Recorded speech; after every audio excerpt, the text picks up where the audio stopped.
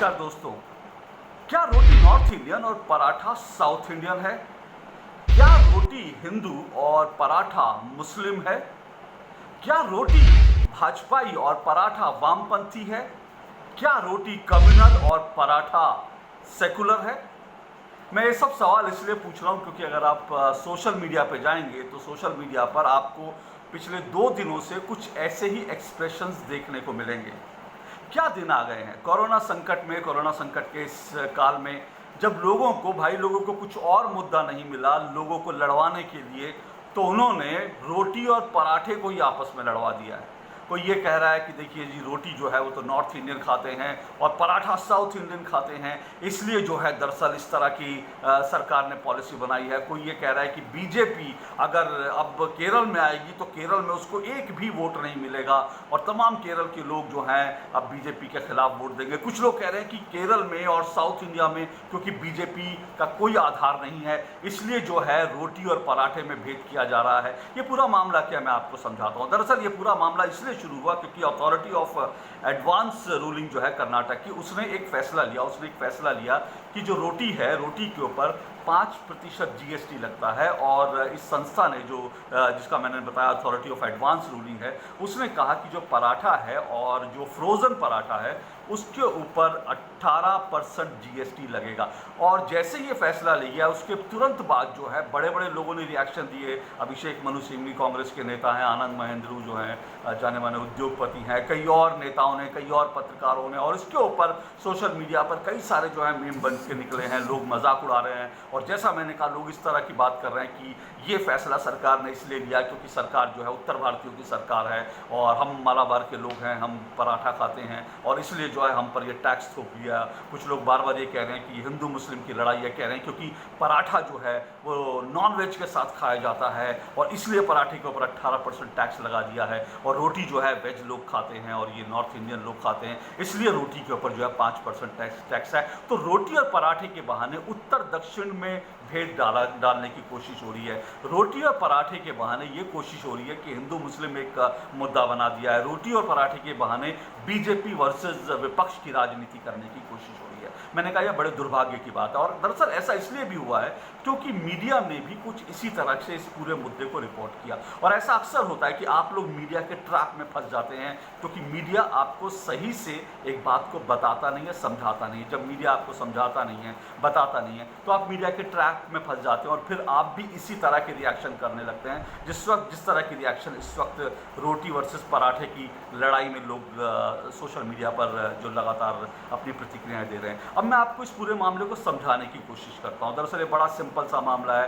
Media ने आपको समझाया नहीं और किसी ने आपको बताया नहीं कि दरअसल ये 5% और 18% का फ़र्क क्या है। देखिए, और क्योंकि ये पूरा मामला इसलिए हुआ, जैसे मैंने कहा कि पराठे पर और जो मलाबार पराठा होता है, केरल में लोग जो पराठा खाते हैं उसको, उस मलाबार पराठे को लेकर के ये हुआ कि मलाबार पराठे पर 18% टैक्स लग गया है और जीएसटी रोटी पर 5% है। इसको लेकर पूरा बवाल हुआ। अब मैं इसको समझाने की कोशिश करता हूँ दरअसल ये पूरा मामला क्या है। देखिए, ये मामला ये है कि जो फ्रोज़न फूड है, फ्रोज़न फूड पराठा जो फ्रोज़न फूड में आता है उसके ऊपर 18% जीएसटी लगाई गई है। यानी इसका मतलब क्या है? इसका मतलब सीधा सा है कि रोटी और पराठे में ये भेद इसलिए किया गया है कि, और सिर्फ उस पराठे में भेद किया गया है जो फ्रोज़न है, जो प्रिजर्व है, जिसको आप 5-7 दिन तक बचा के रख सकते हैं और आप उसको 5-7 दिन बाद गर्म करके खा लेते हैं। तो उस तरह का जो फ्रोज़न पराठा है उसके ऊपर दरअसल 18% टैक्स लगाया गया है।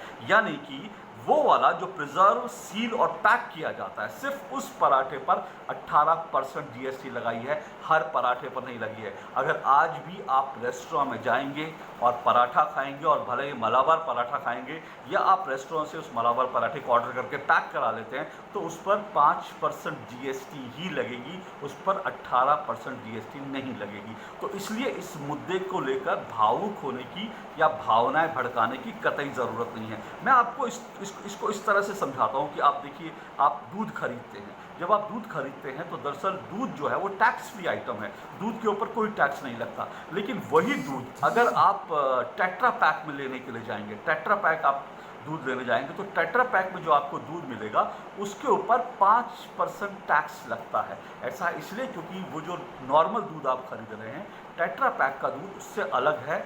उसको पैक किया गया है, प्रिजर्व किया गया है और वो आप कुछ समय तक चला सकते हैं, इसलिए उस पर 5%। और जब आप कंडेंस मिल्क खरीदेंगे, वही दूध जो टैक्स फ्री है, लेकिन अगर आप टेट्रा पैक में खरीदेंगे तो 5%, लेकिन वही दूध अगर आप कंडेंस मिल्क खरीदेंगे तो उसके ऊपर 15% टैक्स लगता है। तो आप इससे समझिए कि दरअसल ये पूरा मामला क्या है। पराठे के ऊपर अब भी 5% ही टैक्स है। रोटी बनाम पराठे की लड़ाई मत करिए, अब भी पराठे पर 5% टैक्स है। अगर आप होटल में जाते हैं, रेस्टोरेंट में जाते हैं, केरल के भी किसी रेस्टोरेंट में जाते हैं तो आपको 5% ही टैक्स उस पर देना पड़ेगा। जीएसटी 5% ही लगेगी। रोटी और पराठे यहाँ बराबर है। लेकिन अगर आप प्रिजर्व, सील किया हुआ, सील बंद और पैक किया हुआ एक ऐसा पराठा लेंगे जो कि प्रिजर्व किया जा सकता है, 5-7 दिन बाद भी आप खा सकते हैं, तो उसके ऊपर जीएसटी जो है वो बढ़कर 18% हो गया।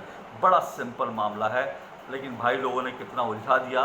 मीडिया ने आपको सच बताया नहीं और हुआ क्या, लड़ाई शुरू हो गई रोटी और पराठे में। कुछ दिन में ऐसा ना हो कि कहीं टेलीविज़न पे जो है हिंदू मुस्लिम जो है लोग बैठे हों और उसके ऊपर डिबेट चल रही हो कि देखिए मेरी रोटी है और इस पर जो है वो कहेगा मेरा पराठा है। ऐसा नहीं होना चाहिए। रोटी पराठे दोनों आपके हैं, दोनों खाइए, खूब छक कर खाइए। लेकिन ये लोग जो एजेंडा चलाने वाले हैं रोटी और पराठे की लड़ाई में, जो कम्युनल एजेंडा चलाने वाले लोग हैं, जो मीडिया आपको आधी अधूरी जो जानकारी देता है, ऐसा एजेंडा चलाने वाले लोग हैं, इन लोगों से सावधान रहिए। आज के लिए इतना ही। आपसे फिर जल्दी मुलाकात होगी। फिलहाल इजाज़त दीजिए। नमस्कार।